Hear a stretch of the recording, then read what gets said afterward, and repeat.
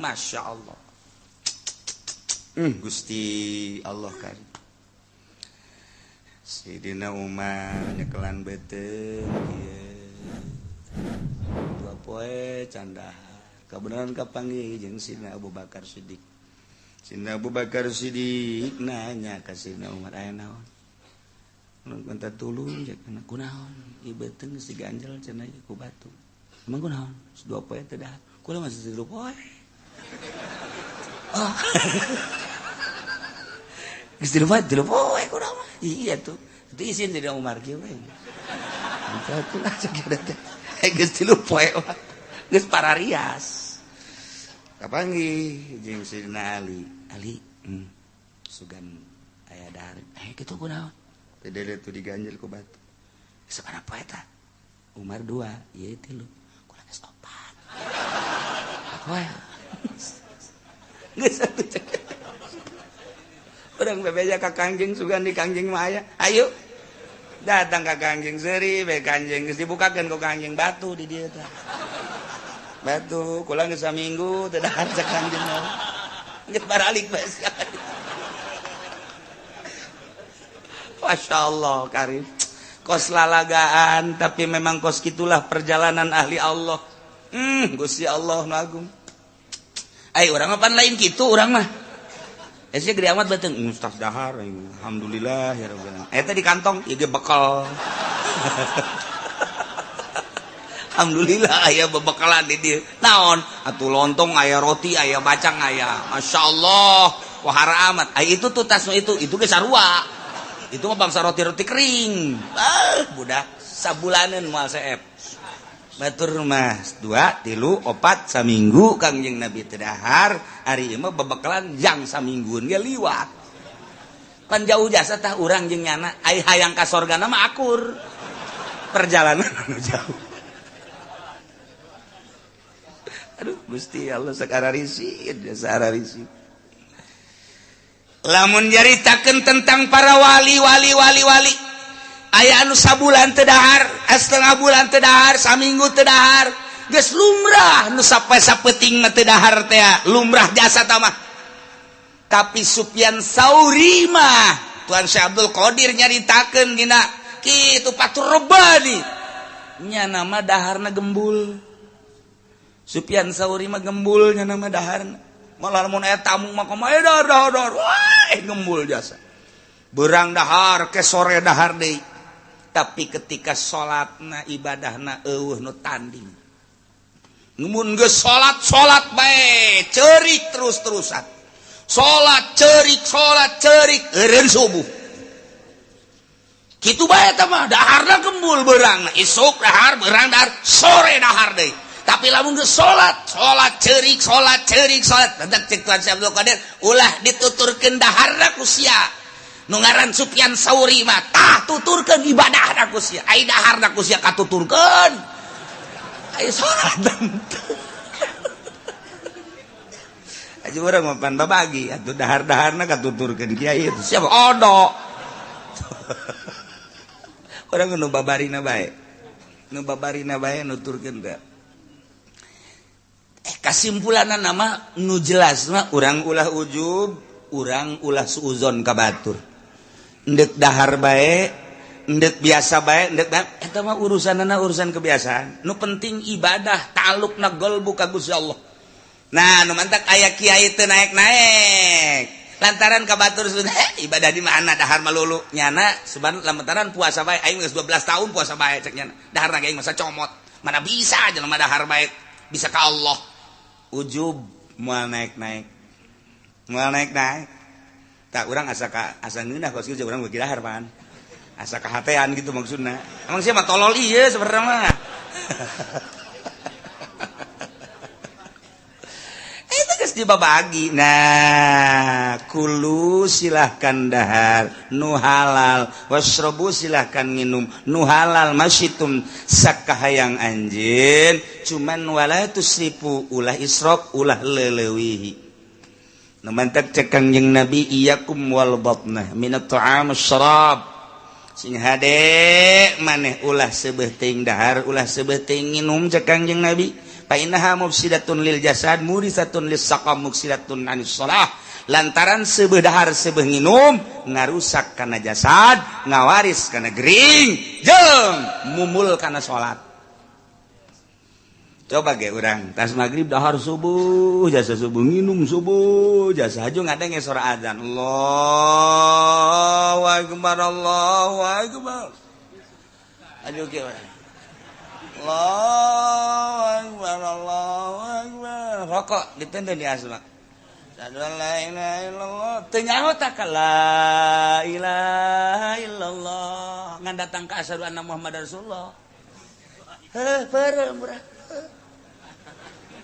eta teh nyaho la ilaha illallah pamajikan nama pajar Ki Haji salat teh ka masjid beres di sepi pan tok trok geus beres teh ka haji suga teh ka masjid orenganan ambo rokok kena samping kabelem Ki Haji oplok diudangkeun ka haji udang beak ta samping tak rokok. Ye, emang geus adzan, lain geus adzan dia jam sabaraha. Emang teu ka masjid. Adzan geusan. Aya adzan geusan. Teu nyaho, eta sebeuting dahar sebeuting nginum. Atawa teu dahar teu nginum sarua. Allahu akbar teu dahar teu nginum lapar. Sarua ya bae. Sarua la ilaha illallah. Jadi urang mah lapar teuing geus. Sebeting molor. Oh bener nak tadu manteke iya kumal batta minat ta'am masyarakat ulah sebeting sebedahar sebeinum ngarusak kada jasad ngawaris kada gering eta teh jasad teh rusak gering akibat tidak makanan komo ayeuna makanan kimia jeung mawa kesel mawa mumul kana salat mantak wa alaikum bil qasdi fihi ma maneh kudu sedengan cek Kangjeng Nabi dahar jeung nginum teh fa innahu aslahu lil jasad sedengan teh ieu ngabereseun kana awak wa abadu minas sarab jeung ngajauhan tina leuwih wa annallaha ta'ala la yabghudul habras sabil Allah pang bendu-bendueunana ka kiai nu lintuh cek kiai sia atuh ini dina kaos kiai teh kumaha atuh wa innallaha la yabghudul habras sabil sanyana Allah bendueun jasa ka ustad ka kiai nu awakna lintuh ku dahareun maksudna loba dahar bendueun Allah cacak-cacak nyana jadi kiai loba dahar komo mun teh jadi kiai asana ieu mah ye boga restoran masalah wa annar rajula la yahlaka hatta yusraba syahwatu andin sanyana hiji jelema bisa ngarusak bisa rusak dirina lantaran nyana syahwatna ieu ngelehkeun kana agamana. Nah dibere ilmu dititipan ilmu tapi pikiranana kana dahar bae kurang kana agama tapi lamun kieu mah dahar aing nginum aing jang negeran agama aing mah dek dahar dek namateun Al-Qur'an aing dek dahar dek nginum dek salat aing 100 rakaat tengah peuting pokona mah aing dek dahar dek nginum nu seubeuh jang mutolaah eta mah masalah kos kitu mah masalah ieu mah lain pan asal dahar seubeuh nginum seubeuh haju bae sakumaha kotok dek endogan plok dingeunah-ngeunah pananggelna kitu geus teu nyaho inget bumi alam ieu dahar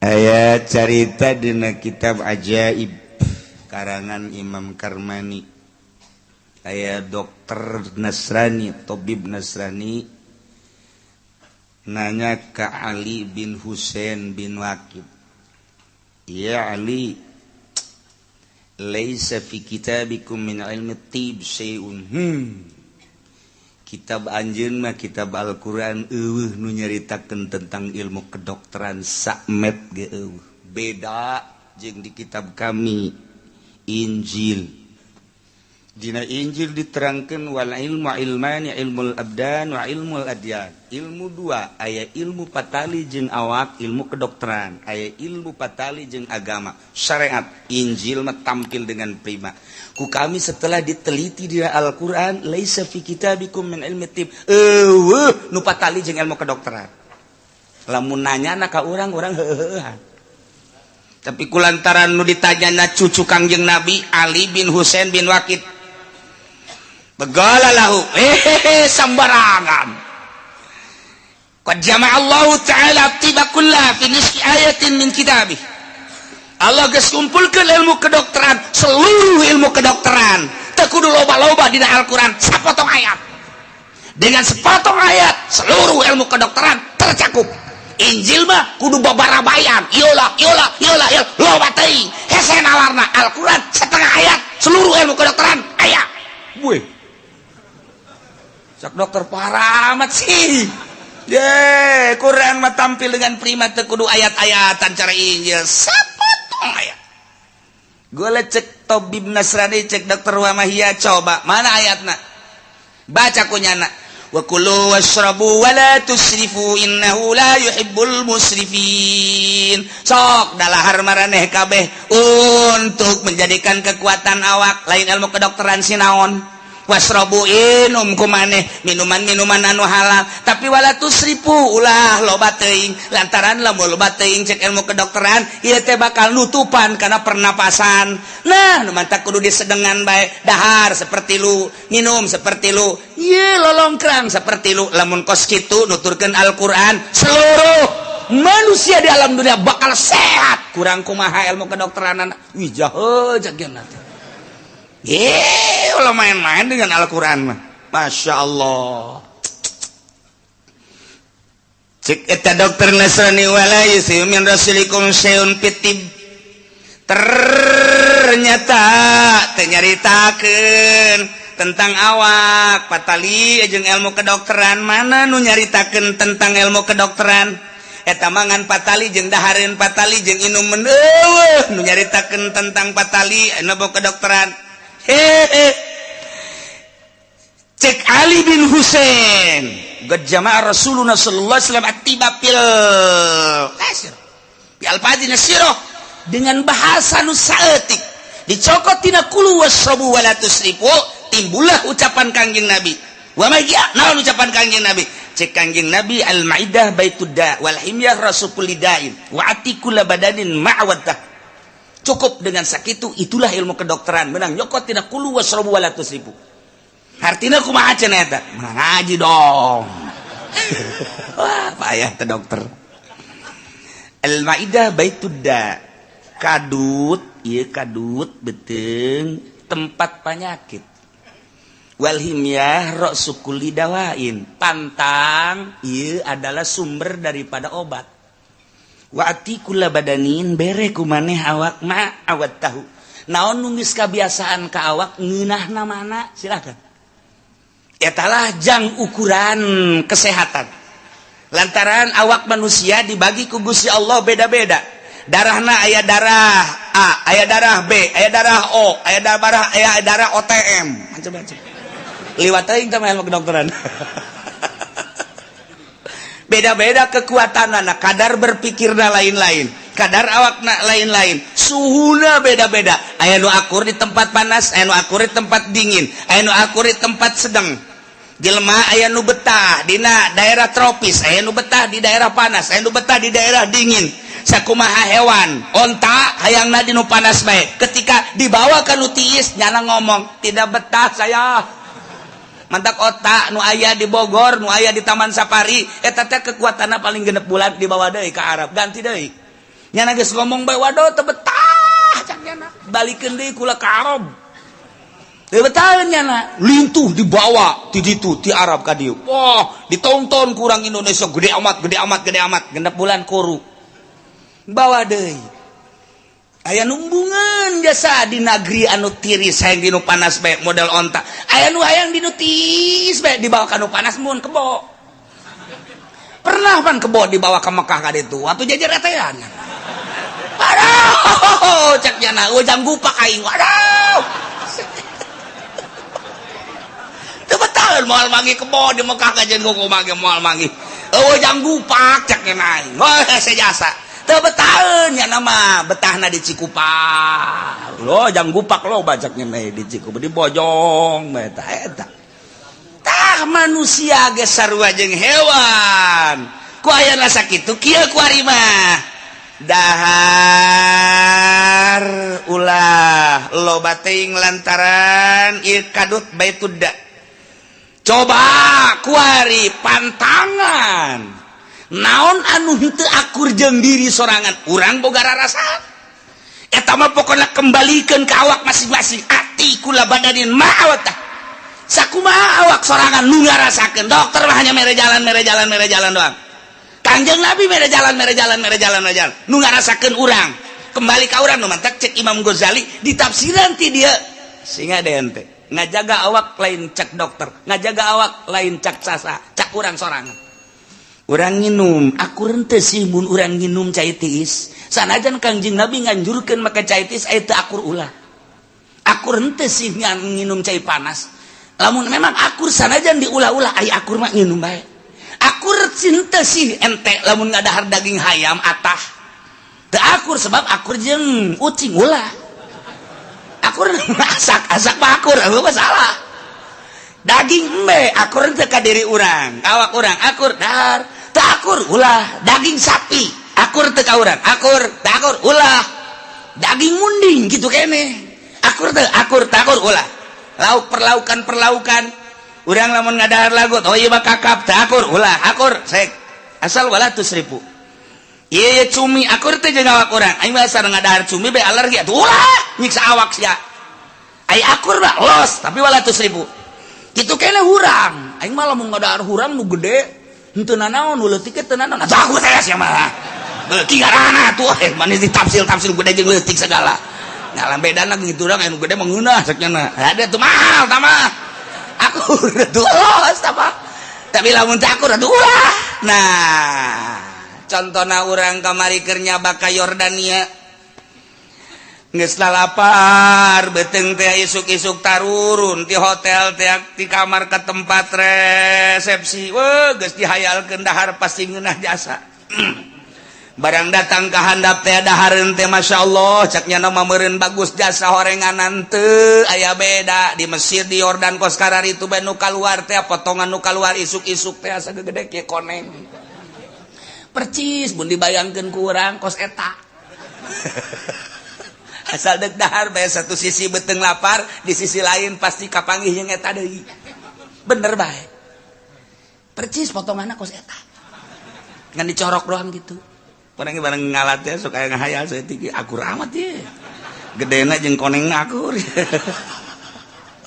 kulantaran eueuh deui dahar dia dipaksakeun ku urang sanguna teu akur jeung sangu urang sayur teu akur jeung sayur urang letahnyana jeung letah urang teu pan beda atuh tungtung nama sanajan daging sanajan sayur untung be aya anu mawa teri dicampurna jeung teri kede bae tah iletah akur dan dumana akur kuman urang Arab mah dahar jeung roti urang Arab mah korma teh dahar coba paksakeun ku urang-urang dahar korma jeung roti isuk-isuk bahasana jam 11 pengen ceret kajian kokomah ge tuh beda tuh kan nah mantap ieu ati kulla badanin ba'watah sakumaha kabiasaan urang naon wa akur asal wala tusrifu kurang kumaha cek Ali ke dokter Nasrani kurang kumaha untuk menjaga badan satu makan yang sesuai dengan badan masing-masing dan jangan terlalu lebihi waduh yang kedua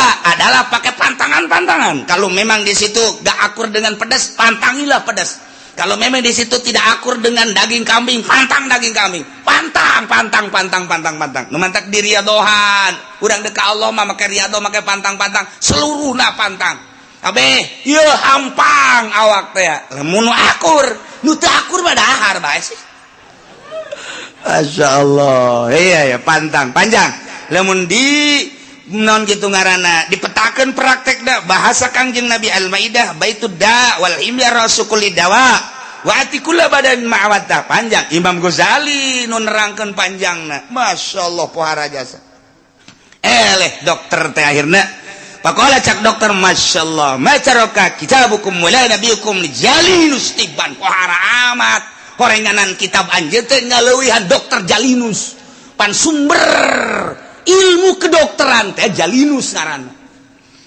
dibedakeun tah seluruh ilmu kedokteran teh dina Injil di Jalinus berarti ngaleuwihan kitab Jalimus yung pohara jasa Al-Qur'an akhirnya asup Islamnya nah.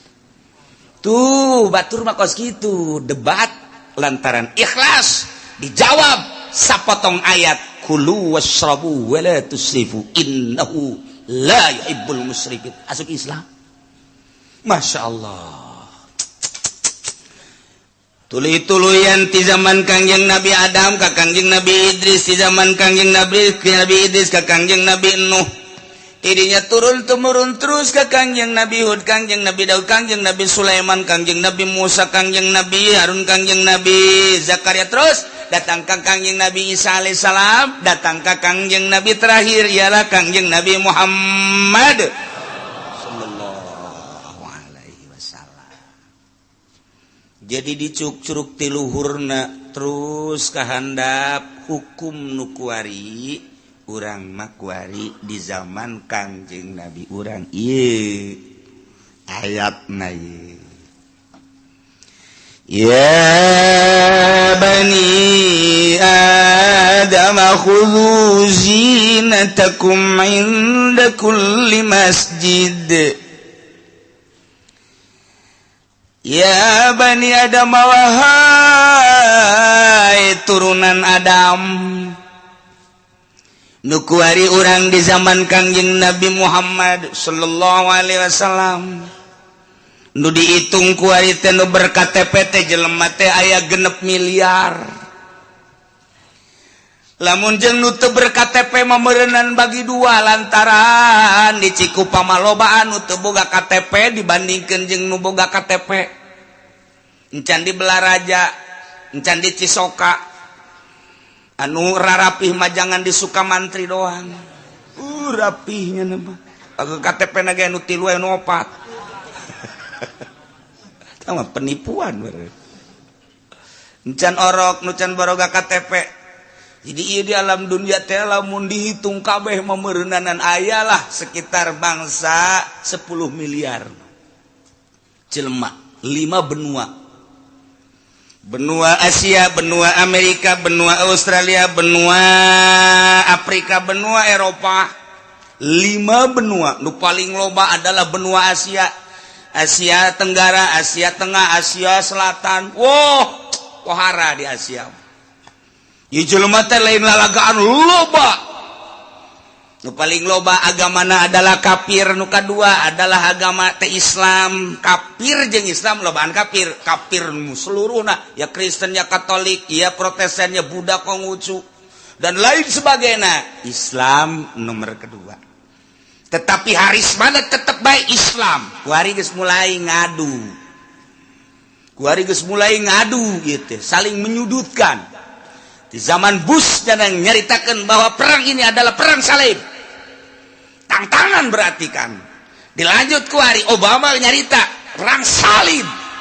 Nu dianggap bakal piawai ternyata sarwana. Nyana ngajatakan perang salib. Tetapi umat Islam masih keneh encan nyaritakan perang agama.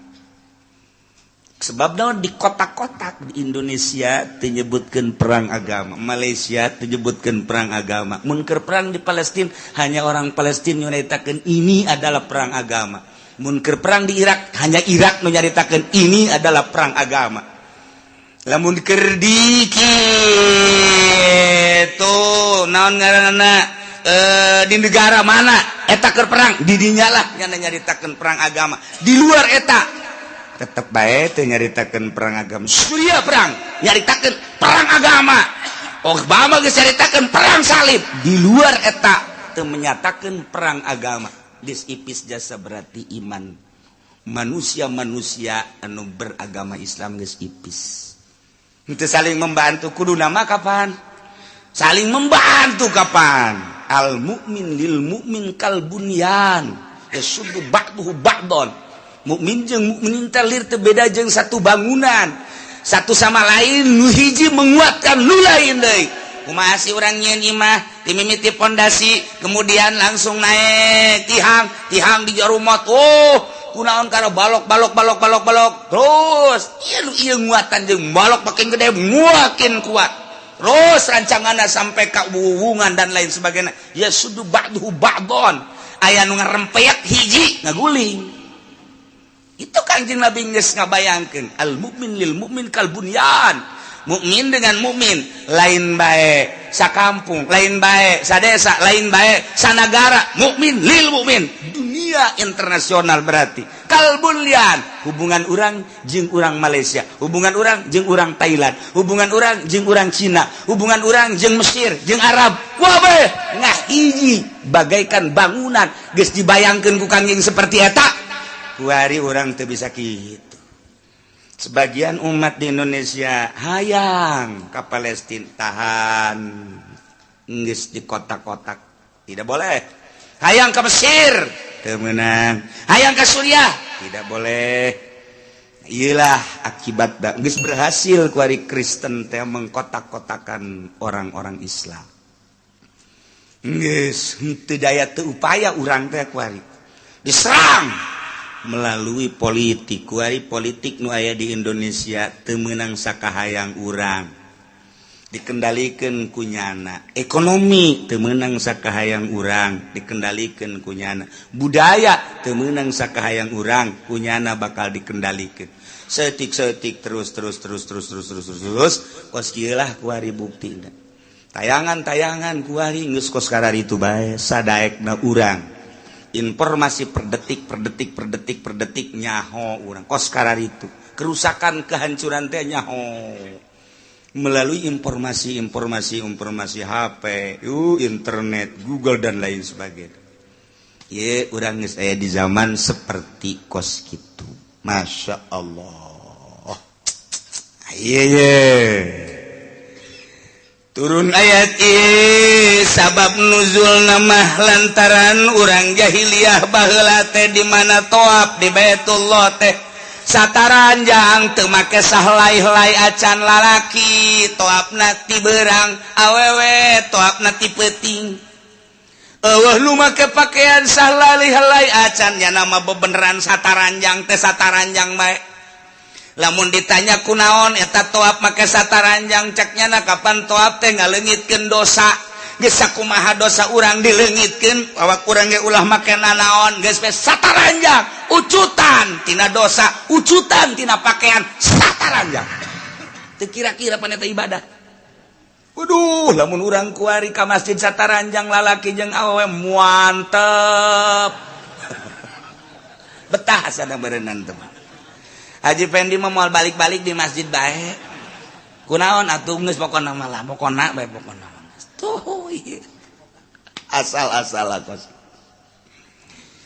Kangjeng Nabi Adam ge nyuhunkeun ka Gusti Allah pan tadi teh waris sawatikum waris sajang nutupan aurat atuh kunaon ari kaum jahiliyah teh geus kaluar tina aturan-aturanana toat teh lalaki jeung awewe teh sataranjang sanajan beurang lalaki peuting awewe teh kan eta geus teu puguh aturan.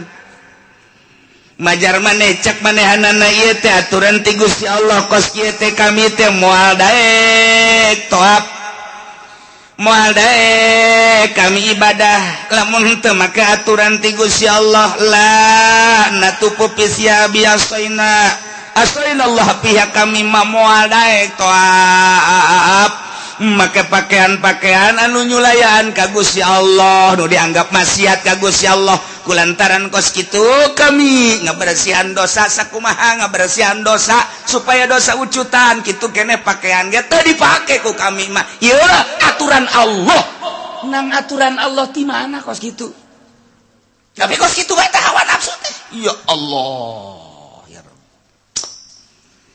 numanta Kangjeng Nabi diturunkeun ku Gusti Allah ka dunia diangkat jadi rasul jadi nabi jangan rapih model kos kitu tuh nu nyembah ka patung tuh nu nyembah ka batu tuh anu ngaku ibadah majar teh ti Gusti Allah toab sataranjang Muhammad benerkeun ku maneh tuh anu zina tanpa make akad-akadan nikah tuh nu muamalah sakahayang manehanana teu make aturan-aturan ilahi Muhammad benerkeun lain lalagan Kangjeng Nabi turun ke alam dunia titah ngalempang-lempang ke nukos kararit urang mah kuari urang leuleuh tagog urang Arab leuleuh watak urang Arab ngomong urang Arab ditangga benerkeun urang Arab wah teu sanggup urang ngadenge omongna bae ge di pasar sakitu wah luar biasa lamun geus ngomong kapan urang Arab mah dengekeun ku urang-urang Arab haram teu jauh kaler kidul neuleuh tagog watak urang ditangga benerkeun urang Arab teu sanggup bae kajen kumaha boro-boro dakwah jangan dakwahan orang Mekah boro-boro dakwah jangan dakwahan orang Arab ya nggak dakwahan orang bojong be hesek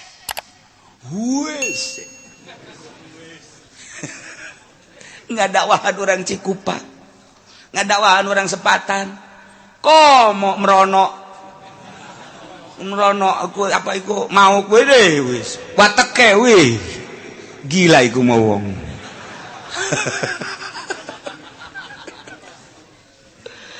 aduh cacalaton ge ora paham kita mah ge atuh iya merono merene premen ya waduh naon permen saya urang aja urang kita ngadawahan orang Cirebon kita ngadawahan tuh coba orang Banten anu sakitu bugalana ngomong pan kumaha ngaing ya dikadek dia ngaing ye pan orang ngomong kos kitu na kumaha eta barangan bae sia dikadek ngaing sia dia wah geus kita ngadawahan itu orang Garut Pamongpeuk luar biasa bangga aja urang kita ngadawahan itu tuh orang Madura wah ngomongna ge pan kos kitu wah di sana tanah Tuhan di sini tanah Tuhan semuanya tanah Tuhan udah nggak boleh ada yang ngaku orang Madura eta ceknya nama di itu tanah Allah di tanah aing pokoknya nama ieu tanah Allah bae geus ulah sering ganggu aing mah cicing di dieu blon teh coba eta atunya nama menclek bae cicing bae di dieu tambah deui si elai eta tita di dakwahan baru bararangga jasa ngan aya sa Indonesia kene mah talorah urang untuk lah taruhlah untuk keneh ngadawahan orang lembur orang ngadawahan orang Banten sakumaha nurut jeung teu nurut mah sabodo ngan mesti keneh bisa ngadawahan orang Cirebon tapi lamun geus ditah ngadawahan orang Mekah anu kos kitu tah wawatekanana wah raja nu mata Kangjeng Nabi diturunkeun henteu di Cikupa henteu di Cikupa lah cak si Allah Cikupa mah teu kudu Muhammad tah teu kudu cukup tah ku si Junaid ge tekudu teman diturunkan di Cirebon kecil Cirebon mah tapi diturunkan ada di Mekah jelema nur radikal luar biasa tokoh anu sangat biadab Abu Jahal turunkan di dinya Kanjeng Nabi ngahareupan Abu Jahal ngomong ge urang geus teu kira-kira pan Abu Jahal ditambah ku Abu Lahab ditambah ku Abu Sufyan aya keneh masih abu-abu eta Kanjeng Nabi turun tapi tenang wae Kanjeng Nabi iya Allah aya Muhammad benerkeun tuh nu nyembah ka kayu Muhammad benerkeun tuh nu nyembah ka patung benerkeun tuh nu nyembah ka batu benerkeun tuh nu nyembah ka makhluk benerkeun tuh nu nyembah ka dunia benerkeun tuh nu nyembah ka jabatan benerkeun tuh nu nyembah ka derajat benerkeun tuh nu nyembah ka mangsa tetek banget hiji bejakeun Allah teh hiji Allahul ladzi khalaqas samawati wal ard bejakeun dakwah Kangjeng Nabi ieu tah sapopoena oh Muhammad deuleuh kumaneh itu nyingsat awewe mah make pakaianna nyingsat urang Arab teh baheula make pakaianna nyingsat lamun awewe teh kan saukur make ampok-ampok doang terus lalaki kitu keneh jadi narerted ka luhur kadeuleuh ping-pingna bujal kadeuleuh kos Mesir kan gitu teh wih kadaruluan kabeh Muhammad bejakeun itu tuh ulah kos kitu tuh make aturan-aturan muamalah na kitu kene ulah bangsa nu gagah jadi menang nu kuat jadi dahsyat nu lemah makin lemah kuari aya aturan muamalah bereskeun Masya Allah Kangjeng Nabi titah ngaberesan nu kos karari kuari manu patali heula kana pakaian tah orang jahiliyah teh di mana-mana toab teh sataranjang Muhammad benerkeun coba ge ieu ayatna ya bani Adam khudhu zinatakum inda kulli masjid.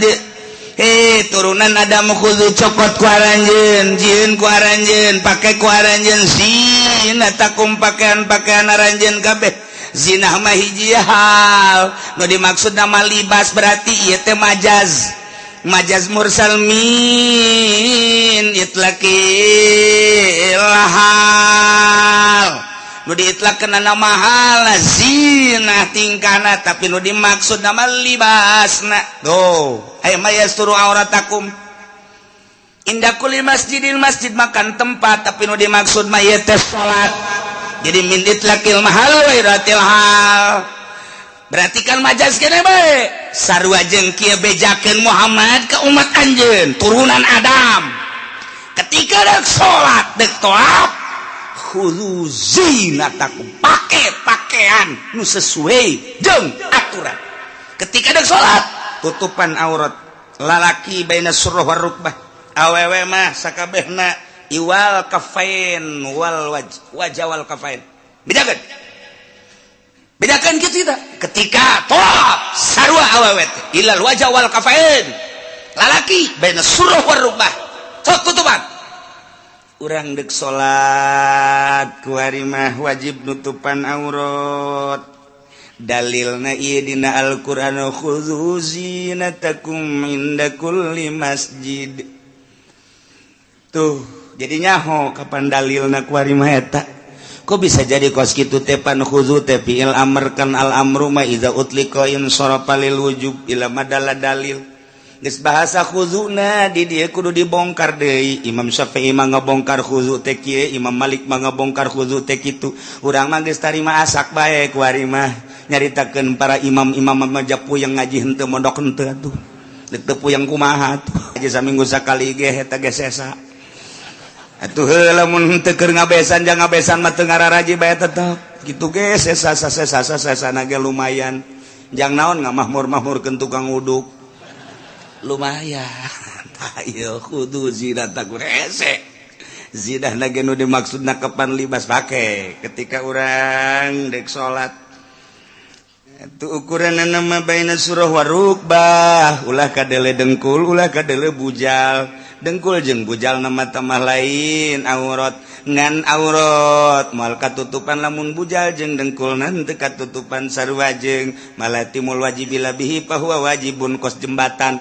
Anu disebut jembatan nama antara sisi ieu jeung sisi ieu, bobolong antara sisi ieu jeung sisi ieu eta ngaranna jembatan. Ngan moal bisa nempel teh jembatan di bobolong lamun teu ngalah ka dieu. Jadi kudu ngalah ka dieu jang nempelkeun jembatan kitu ge urang nu disebut aurat mah ieu adalah ti bujal ka handap ti dengkul ka luhur. Ai bujal jeung dengkul nama tu lain aurat ngan eta samping eta baju neuk diteuneun di mana lamun teu ditaekeun ka bujal. Tuh kasukeun kana maleti mul wajibila bi poja cak batur hese tah ngaji kos kitu eta. Geus lah ku hese mah mondok teu naon satu. Mana kos kitu tah gaji teh hese. Tuh geus ieu carita asakna khudzu zinatakum inda kulli masjid. Ketika deuk salat pake eta teh lamun nu boga makan lamun nu boga mah tambahan ku adab-adaban. Eta teh ngan sakadar jang kawajibanana hungkul ditambahan make kasunahanana adab-adaban. Mata Kangjeng Nabi malamun dek salat teh make jubahnya nama make komis nu rapi. Di samping make baju kamis dirjerona make sirwal make calana. Sanggeus teh make calana make jubah komis ngaranna. Kemudian Kangjeng Nabi mah make amamah. Udeng-udeng di dieu. Di samping amamah ditambahan deui ku irtida di dieu. Gagah keur makasep Kangjeng Nabi teh ditambahan ku adab-adaban anu luar biasa. Urang neuleuk Kangjeng Nabi seperti kitu. Wah. Masyaallah. Entek cek Kangjeng Nabi malam ya tamam bahwa syaitanun sajelema nu teu make udeng-udeng eta adalah sarua jeung setan. Geus urang lamun hayang hese-hese teh neuleuk setan ieu bae nu dihareup. Ngan sok aya nu salah kaprah jadi kiai teh kumaha ari deuk ceramah make udang-udang ari arek ngariung make udang-udang ari deuk salat kunaon make rinso kiai penceramah kos gitu Nah nu rapi adab-adaban tegep jadi orang kada sunnah tetek itu adab Allahu Akbar kadeulina ge saregep padahal majang lalaki mau masalah make hiji samping doang ge samping dikaluhurkeun ka dieu rada dikaluhurkeun ka beuteung geus bae kahandap katutupan geus teu kudu make kaos teu kudu make sorban teu kudu make kopiah jadi bae kos kitu salat kos kitu cenah imam jadi imam saja jadi imam masalah masalah jadi satarannya kaluhur masalah anggaplah di Cirebon lah Kesultanan Cirebon masalah ngan teu boga adab geus make adab nu rapi malah kabelah dia nama diatur ku Kangjeng Nabi nu bagus mah hiji pakaianna namun aya manu putih nomor kaduana nu bersih ka hiji nomor kadua nu putih lamun eueuh nu putih nu polos lamun teu boga kakarak make nu aya gambar-gambaran kebeneran di dinyana make batik aya semar di sisina aya gareng aya cepot begitu orang sholat di tukangannya nah atuh nu kabayang Asep Sunaria Masya Allah ulah tah itu bagus pakai batik batu mah paranti ka kantor batik anu hajat batik ieu sholat mah nu naon ngaranna putih mun aya nu polos rapi khudzu zinatakum inda kulli masjid nalika urang salat berarti make pakaian nutupan aurat wajibna tambahna sunnah jadi berarti di dieu teh lain bae sakadar nitah make jang nutupan aurat kulantaran di dieu ditambahan ku adab-adaban ditambahan ku hadis Kangjeng Nabi ku ayana sakitu berarti orang disupri titah nutupan aurat di samping nutupan aurat teh kudu ditambahan ku adab-adaban anu rapi nu mendak aya sahabatna ros ka Kangjeng Rasul cek kata sahabat teh ya Rasulullah atuh urang make jeung rapih-rapih sagala rupa lah sapira di alam dunia ja Gusti teh sok nyaritakeun kitu geus bae meureunan teh kudu rapi-rapi cek Kangjeng Nabi teh innallaha jamilun yuhibbul jamal sanjana Gusti Allah teh maha elok maha bagus yuhibbul jamal resep kanu elok-elok jeung resep kanu jamal-jamal disupri urang da Kangjeng Nabi biasa sok ngaca abeh rapi kadeulina ngan ngacana ulah mohokeun bersyukur ka Gusti Allah kena cilaka ngaca teh jang bersyukur urang dek Jumat sing hade kumis besing ke di dieu aya keneh tulang lah pan bahaya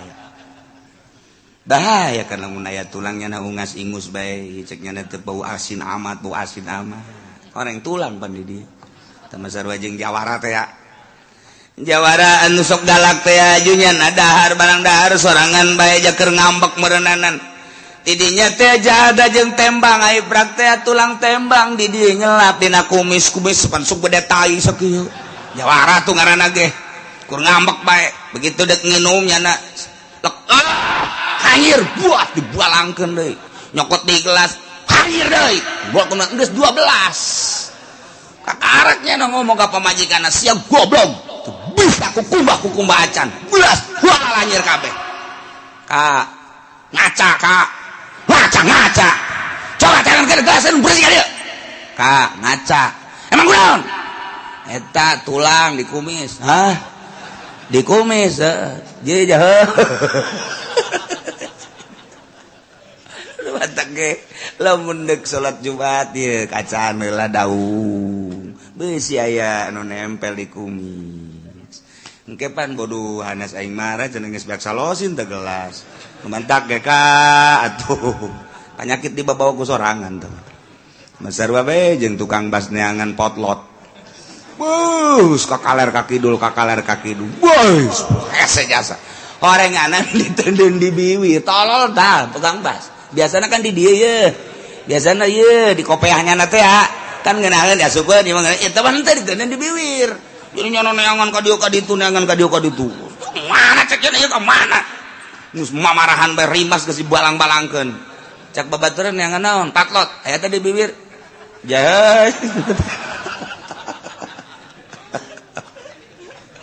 teu bareres aya anu pohoan kos itu aya nu poho tambah aya jelema namu sanggeusna namu beres terus nyana pamit sanggeusna pamit pan ngaroko ye ngaroko itu neula di asbak kadinya terarasannya na karengana digadiekeun aju nyana kan ieu nya ka sapatu beres pakai sepatu rokok nu di asbak teh dicokot dia jadi dua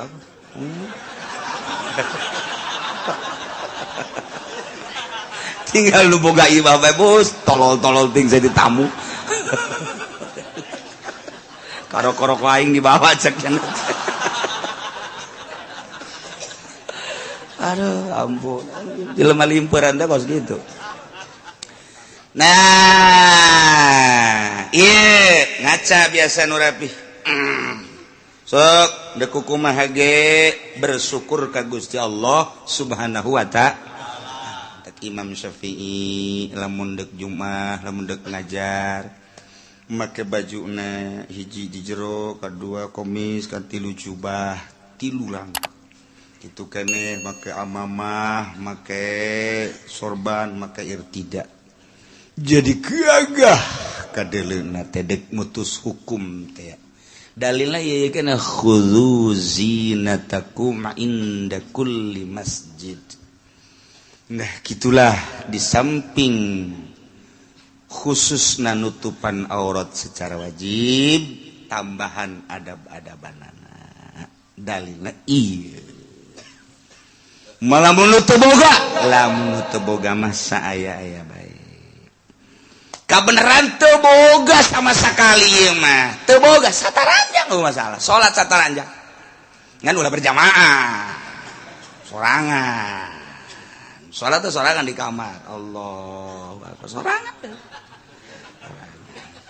antara sataranjang ieu masalah teu boga jadi lain berarti teu boga jang nutupan aurat eureun salat teu bisa tetep salat boga orang pakaian pakai teu boga sebogana teu boga sama sekali samping teu boga calana teu boga sataranjang bogana ngan seukur ampok-ampok dong make ampok-ampok bae beres Allah di zaman Kangjeng Nabi ngan seukur aya samping hiji doang dipakailah ku lalaki berjamaah jeung Kangjeng Nabi bahkan sok ditalikeun ka dieu ka luhur kos urang keur leutik da tapi gak ada tadi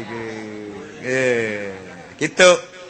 Nah, sebab orang Arab mah yang praktis bae maksudna abeh henteu ieu jadi teu make calana teu make naon ieu bae samping ka dieu.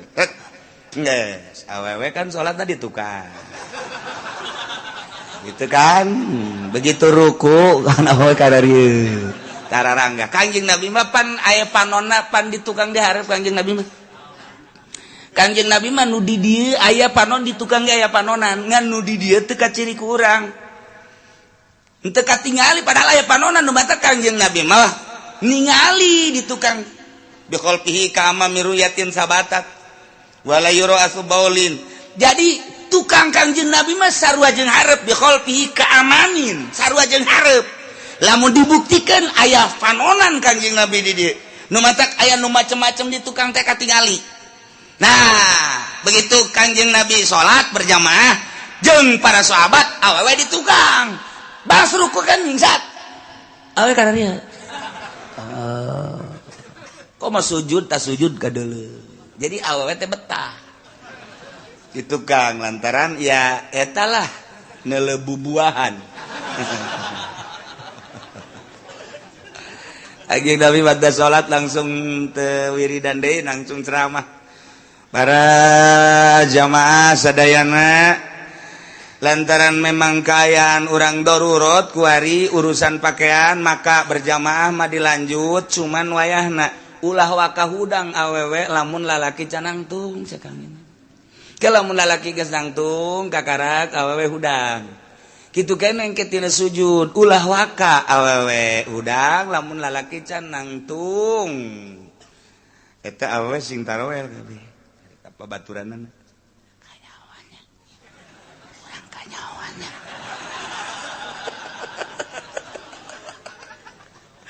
sing kalewes kabeh arisin ka Kangjeng Nabi teh berarti kanyawan cenah urang ieu sing eta beh sing harareos kanyawan cenah urang kanyawan Kangjeng Nabi seri emang teh kanyawan bae ku kanyawan boro-boro baheula aya kene Kangjeng sanajan urang kuari ge sanajan urang kuari maca sholawat pan eta hiji sholawat teh hiber ka Kangjeng Nabi assalamualaikum ya Rasulullah wassalam abdi sholawat tisaha timang urang mana urang cak Kangjeng Nabi kok bau ka ambeuna ye oh ieu mah sholawat pendopo hampura oh paingan ieu mah aya bau-bau bangsa pemerintahan kana mah sholawat bau Waalaikumsalam ieu sholawat tisaha abdi ti kiai anu ieu mah rada seungit ti rada oh nanya ieu mah sholawat ti loka pendopo nya oh paingan beja assalamualaikum salam sholawat tisaha wih emang seungit amat ke cak Kangjeng Nabi kula ka ditu kakalayangan Kangjeng Nabi nah neuleuh emang kumaha gitu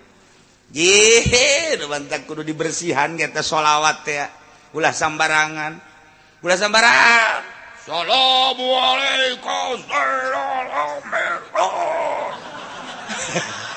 orang di jeron amah yang berkat atuh Kangjeng Nabi siap waduh sambarangan sia salam-salam ka aing sia hate teu beres mantap ge nu rapi urang dihadiran ku Kangjeng Nabi cacakan baheula cacakan ku atuh komo baheula kakalayangan Kangjeng Nabi teh ningali nu keur assalamualaikum zainal anbiya assalamualaikum assolazkiya emang henteu laporan ka Kangjeng teh lapor dideuleu nu mantap kaju masyarakat arembungeun di dinya kunaon berarti kan henteu sinergis teu bagus ka ambeun aku Kangjeng Nabi urang muludan kan embong lah sangheuk aing muludan kanyana emang kunaon henteu lah embung dibawa ta embung bae sebab nu mingpina nu ngayakeunana henteu lillahi taala ka ambeul ku Kangjeng Nabi na bau Kangjeng Nabi na henteu ridho geus teu mawaan malaikat ngaulah-ulah ulah waduh jeung berkat 2000 nu datang 200 leg-leg geus ya berkat tah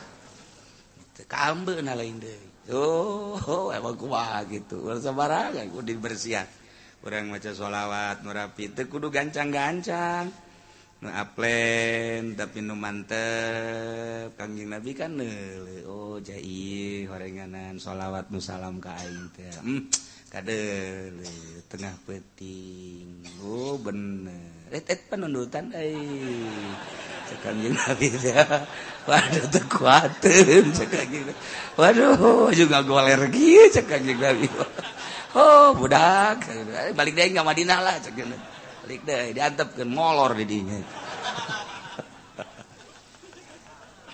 Allah karim urang lamun nyaritakeun tentang ibadahnya urang mah kan kakarak datang ka babacaan teu boga pikiran kumaha bahkan paling urang mah ye babacaan dihartikeun ye susah kitu encan boga rasa kapan lamun geus boga rasa mah bakal napinuh ku adab jeung isin sebab naon urang keur carita Kangjeng Nabi dihadiran ku Kangjeng Nabi isin karena mun urang salah belah dituna urang teh kapan dihadiran ku Gusti Allah cak Gusti Allah wa nahnu aqrabu ilaihi min hablil warid kaula leuwih deukeut ka anjeun hei manusia tibatan urat genggerong aing teh deukeut jasa ka sia atuh sia sing ada jasa teh keur bareng jeung aing deukeut aing ka sia ilmu aing ka sia nyaho aing ka sia teh keur dibarengan ku aing nu mantak talamun geus boga rasa urang babarengan jeung Allah isin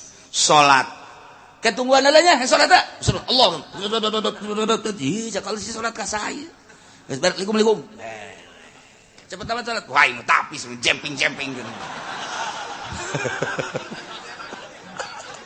sakjana mah enduro meureun Masya Allah teh teu boga kaisi cakal de kamana tah sih ya Allah tapi lamun boga rasa isin ka Gusti Allah dideleukeun dikanyahokeun nu marentahna Allah nu nitahna Allah akur teh jeung aturan Allah isin amat nangtung na kiai akur teh jeung aturan Allah, ruku aing akur teh jeung aturan Allah, boga rasa aing teh deket jeung Allah didelekeun ku Allah sok sieun salah, makin ka ditu makin adab, makin inggis, makin rempan tuh kan. Makin sieun ka Gusti Allah atuh Allah na deket wa nahnu aqrabu ilaihi min hablil warid. Nu leuwih deket ti aing geus teu kudu mikiran naon ja aing. Sia dek ka makhluk lagi nangin aing cek Gusti Allah sia minta tulung ka makhluk dek naon minta tulung ka makhluk jen leuwih deukeut mah aing itu genang aing ngagerakeun atuh balik ka aing geus we ka Gusti Allah tah urang lamun salat ti penting Allahu akbar aya sieun ka kuntianak kunaon sieun ka kuntianak cek Gusti Allah kuntianak teh makhluk aing ngagoda sia digoda kuat henteu pan sia mah keur jeung aing baca auzubillahi minasyaitonir rajim cek Gusti Allah kuntianak hiber ayo baca a'udzubillahi minasyaitonir rajim. Aing ge bisa. Sial kuntianak nang tangan goblok jasa. Orengan teh husu urang dah, teu asup ka hate tah pokos kitu mah. Tapi lamun nu boga rasa jeung Gusti Allah sieun kabeh ge. Malah nang tangan, kunti rombongan ka dieu sia. Rombongan ka dieu ulah sok soranganan. Bawa bapak kolot sia, aki sia, incu sia, hayo ka dieu, aing sakalian paeh di dieu ye. Hawa kasih lamun geus urang boga rasa, wa nahnu aqrabu ilaihi min hablil warid. Aing teh kapan leuwih deukeut ka sia. Jadi sia teh jeung aing, atuh geus kumaha. Masyaallah. Tah urang mah kakarak datang, Kak kitu babacaan adab dipaksa melalui syariat can boga rasa lamun geus boga rasa lain deui ke ibadah lagi wa kulu washrabu wa la tusrifu innahu la yuhibbul musrifin. Wallahu a'lamu bimaradi bejakeun Muhammad wa kulu sok dalahar maraneh kabeh wasrobu sok ngararinum maraneh kabeh masitum sakahayang anjeun sakumaha nu geus diatur ieu dahareun anu halal inuman anu halal sok dahar nu halal nginum nu halal wala tusrifu cuman ulah leulewi lantaran innahu la yuhibbul musrifin sanyana Gusti Allah mah teu resepen kanu leulewi dititah lamun tadi khudzu zinatakum khudzu nafil amr maedakeun kana wajib jang nutupan aurat kabla dituna mah sunah adab-adaban tapi di dieu mah kulu wasrabu aya amr teh di dieu mamar lil ibahah sakadar menang doang eta ngabedakeun antara nu tadi khudzu zinatakum inda kulli masjid amr jeung ieu wa kulu wasrabu wala tusrifu amr keneh tapi penggunaan amrna lain deui nu itu wajib nu ieu mangan ibahah tah jangan lempengkeunana kumaha eta nu hese tuh pasti hese mondok teu ngajem teu teh hese kumaha tuh jangan ngadengekeun ke gadengeun riweuh eta tah pibongkareun nu kos karetu masyaallah sedengkeun kapan di dieu teh aya huruf atap di dituna khudzu zinatakum inda kulli masjid kadila aya huruf atap wa kulu washrabu wa la tusrifu eta huruf atap teh huruf penghubung antara kalimah nu ieu jeung kalimah nu itu dihubungkeun ku huruf atap ngaranna huruf atap penghubung eta teh aya nu mutlaq jami dan lain sebagainya kok bisa jadi beda nu tadi mah kapan jadi wajib nu ieu mah kok jadi ibahah ieulah nu koleng masyaallah jekuna tuh kumaha teh geus eta kudu dibaca hese puyang nama kos kitu mah eta mah kudu nurun-nurunkeun kitab janggotan emang aya kitab janggotan nu jelema make janggotan tuh kitab deui sarua hese ya cerita hese ngaji bela silahkeun dahar silahkeun nginum sakayang anjeun asal halal. Jadi dititah dahar jeung nginum teh dititah ku Gusti Allah. Lantaran memang geus jadi adat kekuatan manusia teh ku Gusti Allah geus dibagi-bagi aya nu kekuatan dahar jeung nginumna teh kuat samingguan sakali dahar saminggu aya nu kuat 5 poin sakali dahar 5 poin aya nu kuat 3 poin sakali dahar 3 poin aya nu kuat sapoe sapetingan sakali dahar aya nu kuat sakali dahar genep jam kudu dahar deui genep jam kudu dahar deui jadi sapoe sapeting 4 kali dahar ulah disengsarikeun ulah nu kuat nang Allah nu teu kuat nang Allah tinggal orang kembali ke diri orang aing sapoe sabaraha kali daharna nya balik ke diri orang oh aing mah kumaha manggihna bae manggih isuk-isuk uduk sikat berang saeutik aya sangus sikat deui aya deui nu mau berkat sikat deui aya deui nu ngariung kasorekeun sikat deui aya deui anak mawakeun sikat teu teu reureun dahar burung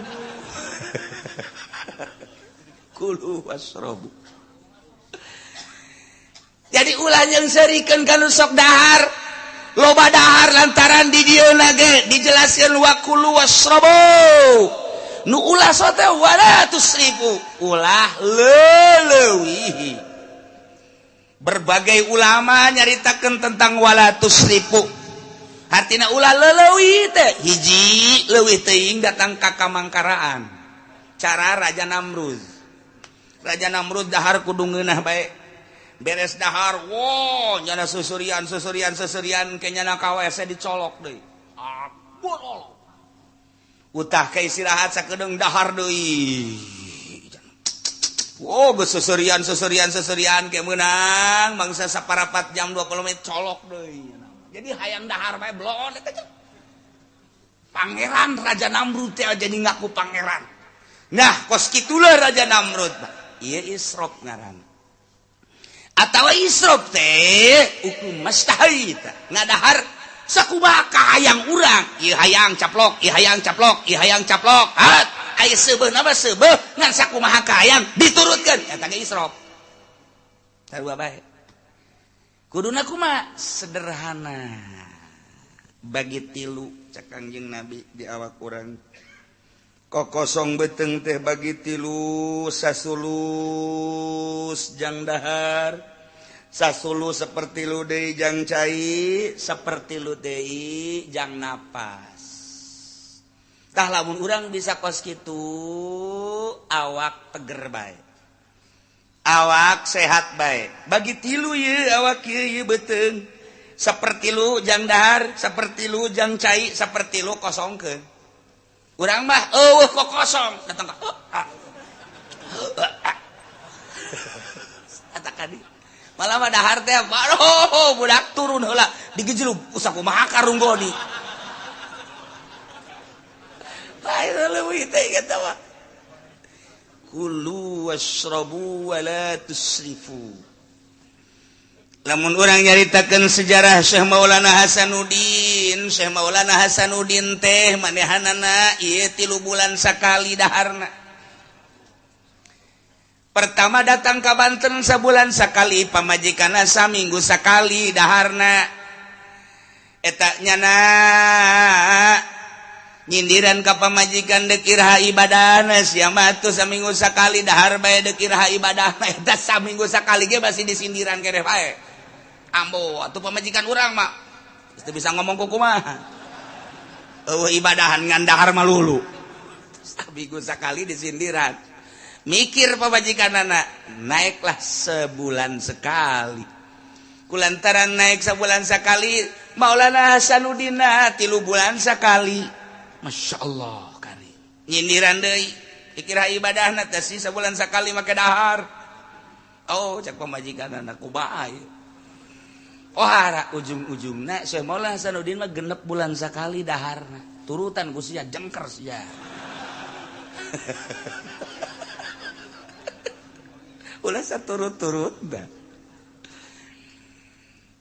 lamun aya hiji waliullah lamun aya hiji jelema suluk lamun aya hiji jelema ndek ibadah ka Gusti Allah 5 poe nya nan candahar kabeneran geus 5 poe candaharnya na ngomong aduh beteung lapar amat 5 poe teu dahar nyaritakeun beteung lapar eta teh cak guruna sia ulah ibadah suluk di pasar sia cicing 5 poe sia ngarasa lapar ulah suluk sia cicing di pasar dahar bae sia eta 5 poe ge teu meunang nyebut lapar jelema deuk jadi wali mah teu meunang teu meunang geus bae urang mah pan lain 5 poe urang mah lain 5 poe isuk-isuk ngaji ngadaruduk 2 piring jeung endog 5 sagegede kieu pohara kan eureun ngaji geus kieu deui bae padahal sia lapar aing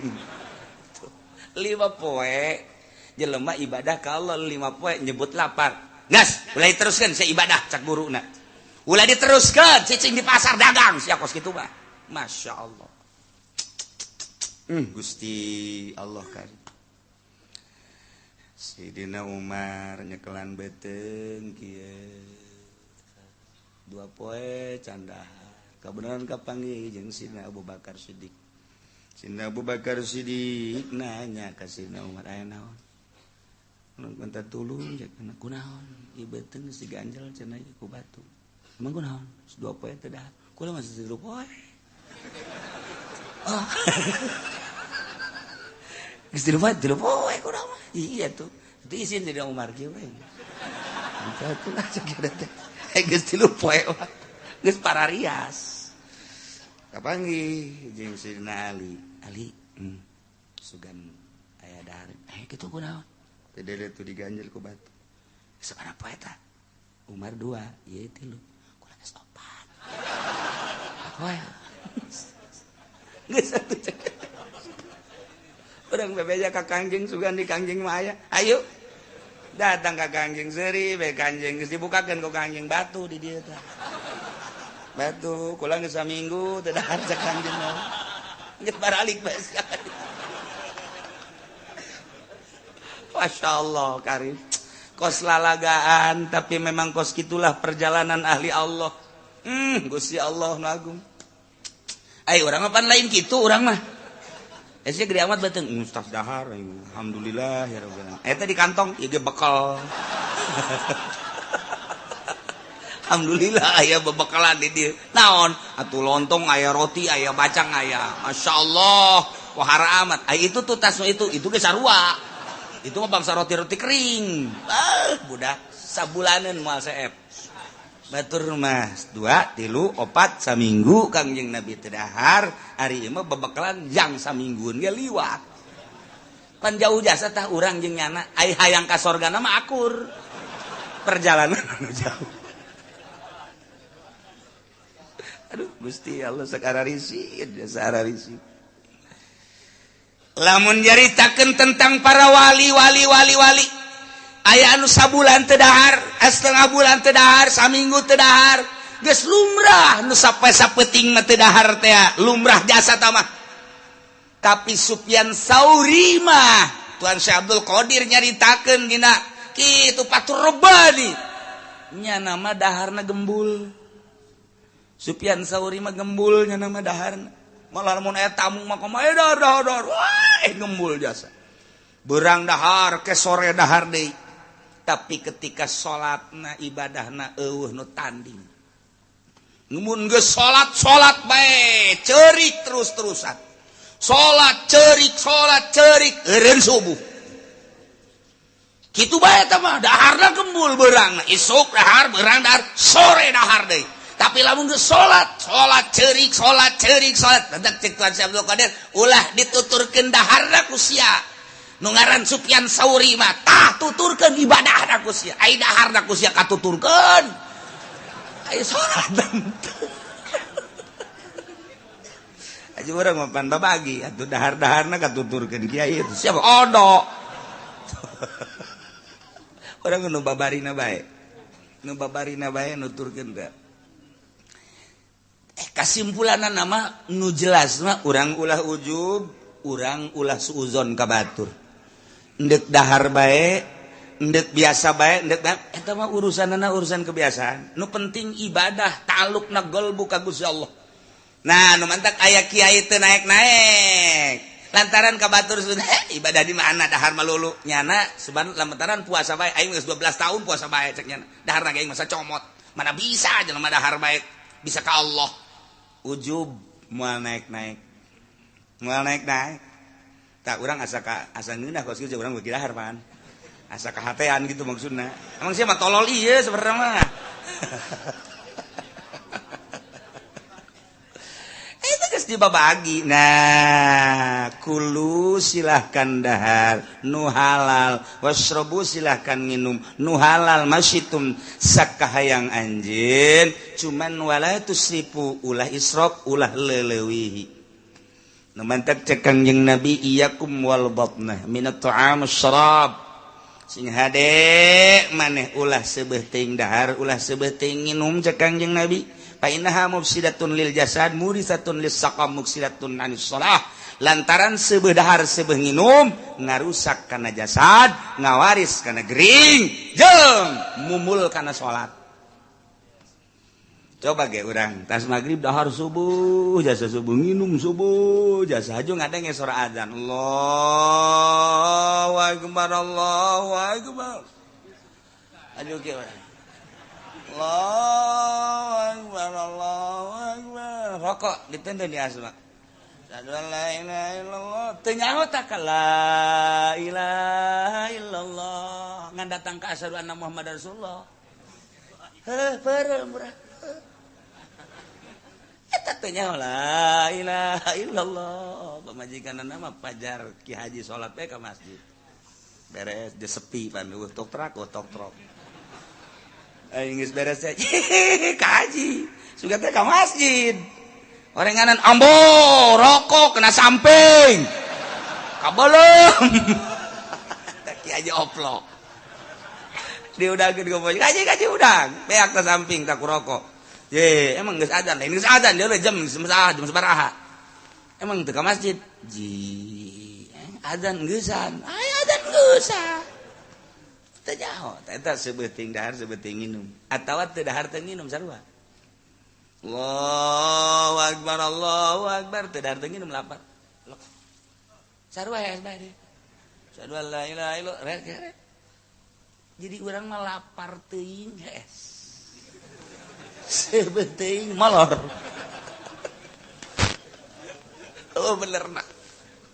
bener tadi mantep ke iya kumal bata minat tuh masalah ulah sebeting sebenarnya sebelum ngarusak kada jasad ngawaris kada gering eta teh jasad teh rusak gering akibat tidak makanan komo ayeuna makanan kimia jeung mawa kesel mawa mumul kana salat mantap waalaikum bil qasdi fihi ma maneh kudu sedengan cek Kangjeng Nabi dahar jeung nginum teh fa innahu aslahu lil jasad sedengan teh ieu ngabereseun kana awak wa abadu minas sarab jeung ngajauhan tina leulewihi wa annallaha ta'ala la yabghudul habras sabil Allah pang bendu-bendueunana ka kiai nu lintuh cek kiai sia atuh ini dina kos kiai tuh kumaha atuh wa innallaha la yabghudul habras sabil sanyana Allah bendueun jasa ka ustad ka kiai nu awakna lintuh ku dahareun maksudna loba dahar bendueun Allah cecak-cecak nyana jadi kiai loba dahar komo mun teh jadi kiai asana ieu mah ye boga restoran masalah wa annar rajula la yahlaka hatta yusraba syahwatu andina sanyana hiji jelema bisa ngarusak bisa rusak dirina lantaran nyana syahwatna ieu ngelehkeun kana agamana nah dibere ilmu dititipan ilmu tapi pikiranana kana dahar bae kurang kana agama tapi lamun kieu mah dahar aing nginum aing jang negeran agama aing mah deuk dahar deuk namateun Al-Qur'an aing deuk dahar deuk nginum deuk salat aing 100 rakaat tengah peuting pokona mah aing deuk dahar deuk nginum nu seubeuh jang mutolaah eta mah masalah kos kitu mah masalah ieu mah lain pan asal dahar seubeuh nginum seubeuh haju bae sakumaha kotok deuk endogan plok ukul dingeunah-ngeunah pananggelna kitu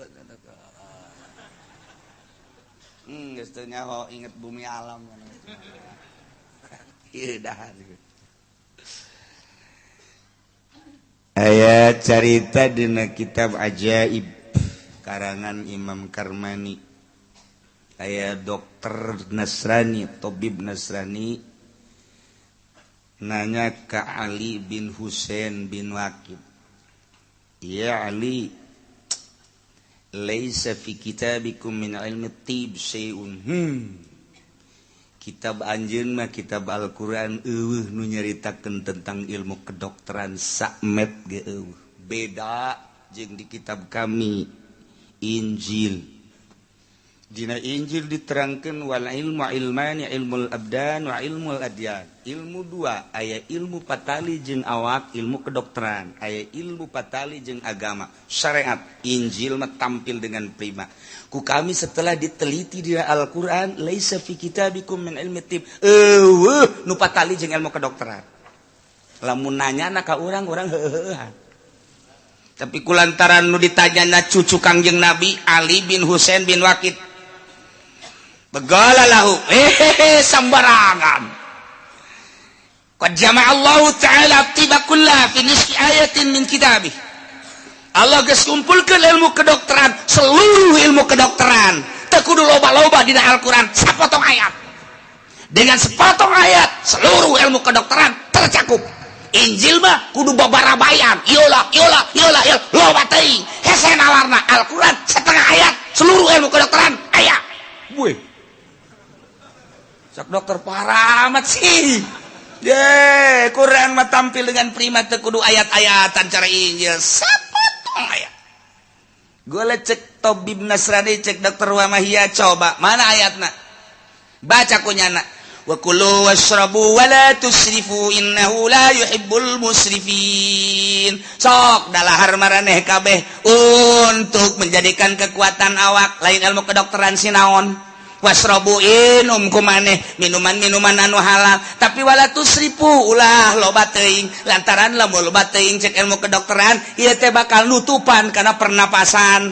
Nah, nu mantap kudu disedengan bae, dahar seperti lu, minum seperti lu, ieu lolongkrang seperti lu. Lamun kos kitu nuturkeun Al-Qur'an, seluruh manusia di alam dunia bakal sehat. Kurang kumaha ilmu kedokteran wih jahe jageuna teh.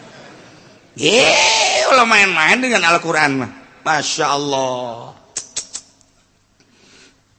Cek eta dokter Nasrani wala yusiu min rasulikum syai'un pitib. Ternyata nyaritakeun tentang awak patali jeung ilmu kedokteran. Mana nu nyaritakeun tentang ilmu kedokteran? Eta mangan patali jeung dahareun patali jeung inumeun eueuh nu nyaritakeun tentang patali ilmu kedokteran. Cek Ali bin Husain, qad jama'a Rasulullah sallallahu alaihi wasallam atiba fil nasir bi alfadhi nasirah, dengan bahasa nu saeutik dicokot tina kulu wasrabu wala tusrifu, timbullah ucapan Kangjeng Nabi. Wa magia naon ucapan Kangjeng Nabi? Cek Kangjeng Nabi al-maidah baitud da wal himyah rasul lidain wa atikul badanin ma'awadah. Cukup dengan sakitu, itulah ilmu kedokteran. Menang nyokot tina kulu wasrabu wala tusrifu. Artinya kumaha cenah eta? Ngaji dong. Wah, payah teh dokter. Al-Maidah baitud da. Kadut, ieu kadut beteung tempat penyakit. Wal himyah ra'su kulli dawain. Pantang ieu adalah sumber daripada obat. Wa atikul badanin bere kumaneh awak ma awat tahu. Naon nu geus kabiasaan ka awak ngeunahna mana? Silakan. Etalah jang ukuran kesehatan. Lantaran awak manusia dibagi ku Gusti Allah beda-beda. Darahna aya darah A, aya darah B, aya darah O, aya darah OTM. Macam-macam. Liwat teuing teh ilmu kedokteran. Beda-beda kekuatanna, kadar berpikirna lain-lain, kadar awakna lain-lain, suhuna beda-beda. Aya nu akur di tempat panas, aya nu akur di tempat dingin, aya nu akur di tempat sedang. Jelema aya nu betah dina daerah tropis, aya nu betah di daerah panas, aya nu betah di daerah dingin. Sakumaha hewan, onta hayangna di nu panas bae. Ketika dibawa ka nu tiis, nyana ngomong, "Tidak betah saya." Mantak otak nu aya di Bogor, nu aya di Taman Safari, eta teh kekuatanna paling genep bulan dibawa deui ka Arab, ganti deui. Nyana geus ngomong bae waduh teu betah cak nyana, balikeun deui kula ka Arab. betulnya lintuh dibawa ti ditu ti Arab ka dieu. Wah, ditonton kurang Indonesia gede amat genep bulan koru. Bawa deui. Aya numbungan jasa di negeri anu tiris hayang dinu panas bae model onta. Aya nu hayang dinu tiis bae dibawa ka nu panas mun kebo. Pernah pan kebo dibawa ke Mekah ka ditu atuh jajar etean. Aduh, cek jana ujang gupak aing. Aduh. Betul moal mangi kebo di Mekah kajen kumaha ge moal mangi. Ujang gupak cek jana aing. Wah, sejasa. Teu betaheun nya nama betahna di Cikupa. Lo jang gupak lo bacaknya mah di Cikupa di Bojong eta eta. Tah manusia ge sarua jeung hewan. Ku aya sakitu kieu ku ari mah. Dahar ulah loba teuing lantaran ieu kadut baitudda. Coba ku ari pantangan.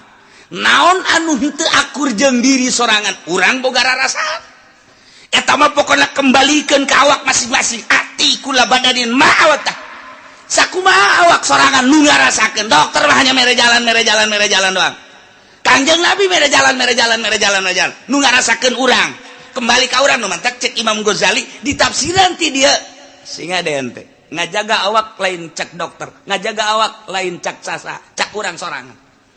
Urang nginum, akur henteu sih mun urang nginum cai tiis. Sanajan Kangjeng Nabi nganjurkeun make cai tiis aya teu akur ulah. Akur henteu sih nginum cai panas. Lamun memang akur sanajan diulah-ulah aya akur mah nginum bae. Akur henteu sih ente lamun ngadahar daging hayam atah. Teu akur sebab akur jeung ucing ulah. Akur asak mah akur, mah salah. Daging embe akur henteu ka diri urang, awak urang akur dahar. Akur ulah daging sapi akur teu ka urang akur ulah daging munding gitu kene akur ulah lauk perlaukan urang lamun ngadahar lagut oh ieu mah kakap teu akur ulah akur sek asal 200.000 ieu cumi akur teh jeung awak urang aing mah asal ngadahar cumi be alergi atuh ulah nyiksa awak sia ai akur mah los tapi 200.000 kitu kene urang aing mah lamun ngadahar urang nu gede henteu nanaon leutik teh nanaon atuh aku teh sia mah beuki ngaranna tuh manis ditafsir gede jeung leutik segala ngalam bedana gitu urang anu gede mah ngeunah saknyana ada tuh mahal tah mah aku tuh los tah mah tapi lamun teh akur atuh ulah nah contona urang kamari keur nyaba ka Yordania geus lalapar beuteung teh isuk-isuk tarurun ti hotel teh ti kamar ke tempat resepsi weuh geus dihayalkeun dahar pasti ngeunah jasa barang datang ka handap teh dahareun teh masyaallah cak nya mah meureun bagus jasa horenganan teu aya beda di Mesir di Yordan kos karar itu bae nu kaluar teh potongan nu kaluar isuk-isuk teh asa gede kieu koneng percis mun dibayangkeun ku urang kos eta asal dek dahar bae satu sisi beuteung lapar di sisi lain pasti kapanggih jeung eta deui bener bae percis potonganna kos eta ngan dicorok doang gitu bareng ngalat teh sok aya ngahayal saeutik akur amat ye gedena jeung konengna akur kulantaran eueuh deui dahar dia dipaksakeun ku urang sanguna teh akur jeung sangu urang sayur teh akur jeung sayur urang letahnyana jeung letah urang teu pan beda atuh tungtung nama sanajan daging sanajan sayur untung be aya anu mawa teri dicampurna jeung teri kede bae tah ieu letah akur dan nu mana akur da kumaha urang Arab mah dahar jeung roti urang Arab mah korma teh dahar coba paksakeun ku urang-urang dahar korma jeung roti isuk-isuk basana jam 11 mencret kajian kumaha ge tuh beda tuh kan nah nu mantap ieu ati kullu badanin ba'wat sakumaha kabiasaan urang naon aku asal 200.000 kurang kumaha cek Ali ka dokter Nasrani kurang kumaha untuk menjaga badan satu makan yang sesuai dengan badan masing-masing dan jangan terlalu lebihi waduh yang kedua adalah pakai pantangan kalau memang di situ gak akur dengan pedas pantangilah pedas Kalau memang di situ tidak akur dengan daging kambing, pantang daging kambing. Pantang. Nu mantak di riadohan. Urang deuk ka Allah mah make riado make pantang. Seluruhna pantang. Kabeh ieu hampang awak teh. Lamun nu akur, nu teu akur mah dahar bae sih. Ulah keur zaman baheula keur ngora dongeng seetik. Riado di Cirebon jeung babaturan. Dibere sangguna ngan sakieu doang kan.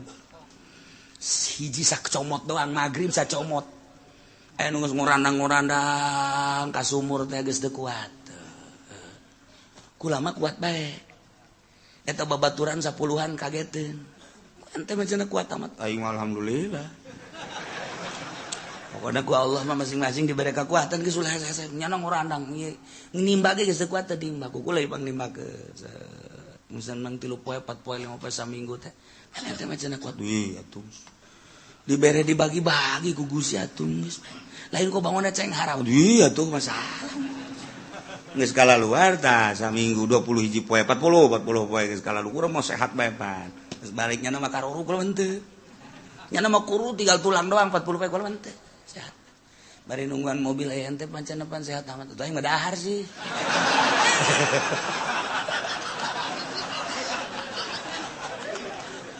jadi teu kajawan moal aing moal kanyahoan pan itu bisa kos gitu pan dahar ge diluluskeun bae teh ku kiai atuh lain deui aing mah dahar teu kanyahoan ku kiai aing ge nyaho kiai ge dahar itu aing mah tuh kompetisi jeung kiai ulah sok nipu awak aing teh inget ka ieu atikul badan mawat tau dipaksakeun sacomot sakieu urang teu kuat ngomong pae aing mantak beres tah zat meme salat isya kula mah ka warung heula geus tungguan sia di dieu ka warung dah cepet dahar bangun teu dahar teh kitu bangun teu dahar datang ka kuari nya lamun inget sok marah udah sia nipu aing ngadena aing teu paeh cek nya tuh urusan pribadi tuh kos gitu Pak tuh atuh aing tasbih ragak deui mangkani kita maca kulu pan sapeuting 1000 pan ragak kocrek kodas ya orang wiridan teu beres awak teu beres ai urang mah tegep atuh biasa kuluhna ge 4 bismillahirrahmanirrahim qul huwallahu ahad Allahu samad nyana ge kageteun sia tanaga gede amat cenah atuh dahar jinganan tuh nipu tuh kos gitu tah itu kuat ulah dipaksakeun ai akur urang ternyata diluluskeun ku kiai lulus nya hasil isi horohna lulus tuh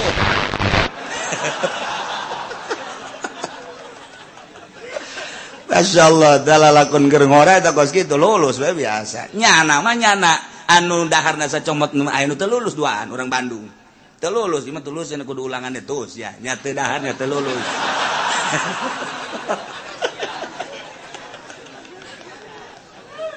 Masya Allah iya ya pantang panjang lamun di non gitu ngaranna dipetakeun praktekna bahasa Kangjeng Nabi Al-Maidah baitud da wal imya rasukul dawa wa atikula badan ma'awata panjang Imam Ghazali nu nerangkeun panjangna Masya Allah pohara jasa dokter teh akhirna pakola cak dokter Masya Allah macaraka kitabukum wala nabiyukum Jalinus tiban pohara amat horenganan kitab anjeun teh ngaleuwihan dokter Jalinus pan sumber ilmu kedokteran teh Jalinus ngaranna dibejakeun tah seluruh ilmu kedokteran teh dina Injil di Jalinus berarti ngaleuwihan kitab Jalinus ieu pohara jasa Al-Qur'an akhirnya asup Islam nya tuh batur mah kos kitu debat lantaran ikhlas dijawab sapotong ayat kulu wasrabu wala tusrifu innahu la yuhibbul musrifin asup Islam